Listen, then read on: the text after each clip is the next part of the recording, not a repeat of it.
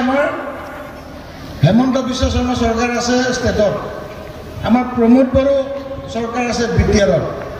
একটা Christian transfer হৈছে নেকি? একটা হোৱা নাই, চব মিছা কথা কৈ আছে। গতিকে এইটো টেনশ্যন ল'ব নালাগে।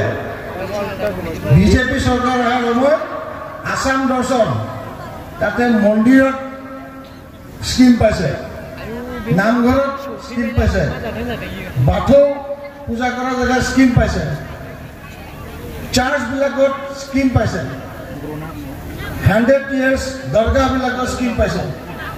চব মানুহে সুবিধা পাইছে, চব জাতি সুবিধা পাইছে। কিন্তু এতিয়া ইলেকশ্যন জিকিব নোৱাৰে কাৰণে নাঙল পাৰ্টীয়ে বদনাম কৰি আছে যে বিজেপি ছাপোৰ্ট কৰা কেণ্ডিডেট ভোট দিলে মানে খ্ৰীষ্টান মানুহ দিগদাৰ হ'ব। আকৌ মুছলিমবিলাককো তেনেকৈ ভয় পাই আছে। এইটো একদম মিছা কথা, চিন্তা কৰিব নালাগে। আজি মই সোমাই আহিছে BBCয়ে, Bodo baptist convention association, Don বস্কোত সোমাই আহিছে। চব লিডাৰবিলাক আমাৰ ছাপোৰ্ট আছে। প্ৰমোদ বড়ো ডাঙৰীয়াক খুব ভাল পায়, সেইকাৰণে কৈছে আমি এইবাৰ চব ট্ৰেক্টৰকে ছাপোৰ্ট কৰিম। গতিকে এইটো নাঙল পাৰ্টিৰ কথা শুনিব নালাগে, চব ট্ৰেক্টৰত ভোট দিব লাগে। নৰেন্দ্ৰ মোদী কৈছে সবকা সাথ সবকা বিকাশ। সবকা সাথ সবকা বিকাশ হ'লে বড়ো মানুহৰ বিকাশ হ'ব, মুছলিম মানুহৰ বিকাশ হ'ব, চাওতাল মানুহৰ বিকাশ হ'ব, খ্ৰীষ্টিয়ান মানুহৰ বিকাশ হ'ব, হিন্দু মানুহৰ বিকাশ হ'ব, মুছলমান মানুহৰ বিকাশ হ'ব। বিজেপি একটা গভৰ্ণমেণ্ট সব জাতি সব ধৰ্ম মানুহক সহায় কৰে। বাকীবিলাক আহিলে মানে একটা জাতিক চাব, বেলেগ নাচাব তেনেকৈ। নৰেন্দ্ৰ মোদী কৈছে সবকা সাথ সবকা বিকাশ। আজি বড়োলেণ্ডত আমি দেখিছিলোঁ আগৰ চৰকাৰ টাইমত, যেতিয়া কংগ্ৰেছ আছিলে বা বেলেগ বেলেগ গভৰ্ণমেণ্ট আছিলে, এইফালে বম ব্লাষ্ট, সেইফালে বন্দুক গুলি, মানুহ মৰি থাকে, 1000 ঘণ্টা বন্ধ, ল'ৰা ছোৱালী স্কুল যাব নোৱাৰে। বিজেপি চৰকাৰ আহিলে আৰু প্ৰমোদ বড়ো ডাঙৰীয়া বিজেপিৰ লগত মিলি কাম কৰিলে, বিটিআৰ চুক্তি হ'ল আৰু ইয়াতে শান্তি হ'ল।